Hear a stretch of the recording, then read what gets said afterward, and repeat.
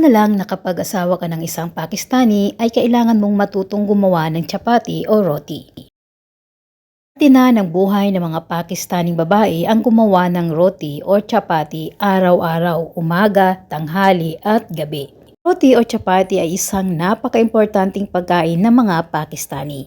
Ito ay gawa sa wheat flour at tubig lamang. Ang dami ng tubig na iyong kailangan ay depende sa klase ng wheat flour na iyong ginagamit. Mahirap na hindi ang paggawa nito, depende na lamang sa iyo. Hello! Yan, papakita ko sa inyo kung paano gumawa ng roti. At diba, pinakita ko na last time yung kung paano gumawa ng dough. So ngayon na mapapakita ko kung paano ang paggawa o pagluto nito.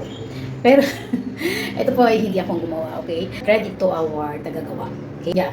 At bilib na bilib ako sa kanya kapag siya ay gumagawa nito. So stay tuned.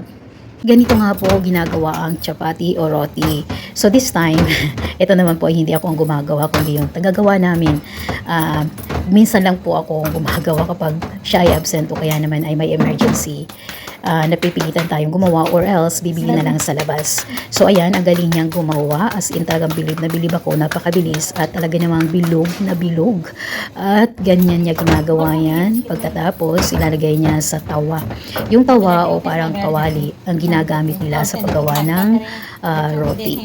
Kasi ang tawa, kapag inilagay mo yung roti, hindi siya kumakapit, non-sticky siya. Yan, ito yung roti. At hayaan niya lang yan ng mga ilang minuto.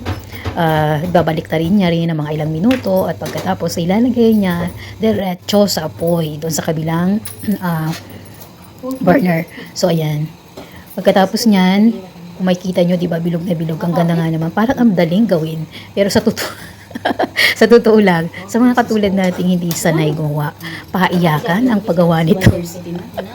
Talagang parang maawa ka sa sarili mo dahil napakahirap bilugin at ewan, basta mahirap siya, hindi ko maipaliwanag. So ito na, konti lang naman yung ginagawa niya araw-araw, mga tatlo, dalawa, o apat na piraso. Pinakamarami na yung apat na piraso. At ito nga, mayroon dapat tela para hindi agad lumamig. So ito nga yung ginawa niyang roti. Okay.